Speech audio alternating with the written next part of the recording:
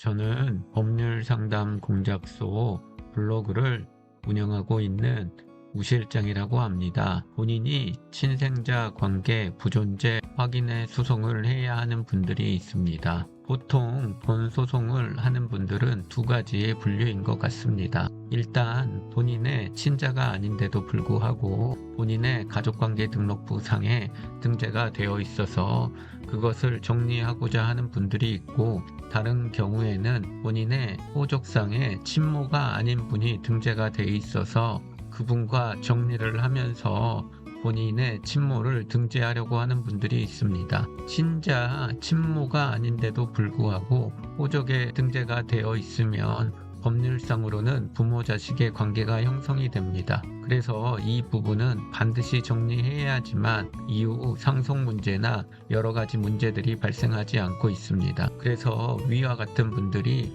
호족상 정리를 하기 위해서 법원에 친생자 관계 부존재 확인의 소송 또는 친생자 관계 존재 확인의 소송을 하게 되는데, 본 소송에서 가장 중요한 것은 유전자 검사 결과입니다. 많은 분들이 유전자 검사를 누구와 해야 하는지에 대해서 물어보는데, 오늘은 이 부분에 대해서 알려드리도록 하겠습니다. 일단 친모의 호족을 정리하기 위해서 친생자 관계 부존재 확인 소송을 하는 경우가 있습니다. 이런 경우는 굳이 호적에 등재된 모와는 유전자 검사를 할 필요가 없고 친모와 유전자 검사를 해야 합니다. 어떤 유전자 업체나 이런 소송에 대해서 잘 모르는 법무사 사무실이나 변호사 사무실은 두 사람 모두와 같이 해야 한다는 분들이 있습니다. 하지만 절대 그렇지 않습니다. 이런 경우는 친모와 유전자 검사를 통해서 친자 확인이 되면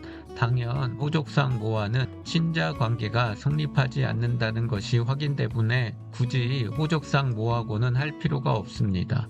그리고 친모와 유전자 검사를 해야 하는 이유는 친모와도 친생자 관계 존재 확인 소송을 해야 하는데 그때 유전자 검사가 반드시 있어야 하기 때문에 그렇습니다. 즉 굳이 두 명과 다 하면서 유전자 검사 비용을 낭비할 필요가 없이 친모와 유전자 검사를 하면 두 소송에 모두 사용할 수가 있습니다. 그와 달리 친자가 아닌 자가 등재되어 있는 것을 정리하기 위해서 본 소송을 하는 분들이 있습니다. 예를 들어서 양자로 입양이 아닌 출생신고로 등재를 했거나 그 당시 남편이 자신도 모르게 혼외자를 본인의 호적에 올린 경우의 분들이 있습니다. 그런 분들은 단순 친자가 아니라는 것만 확인을 하면 되는 소송만 하면 됩니다. 그런 경우에는 친자가 아닌 자와 유전자 검사를 해야 합니다. 일단 소송을 하기 전에 상대방과 연락이 되고 협조가 가능하면 소송을 접수하기 전에 유전자 검사를 해서 결과지를 같이 제출하면 됩니다. 그런데 만일 연락이 안 되거나 또는 협조가 안 된다고 하면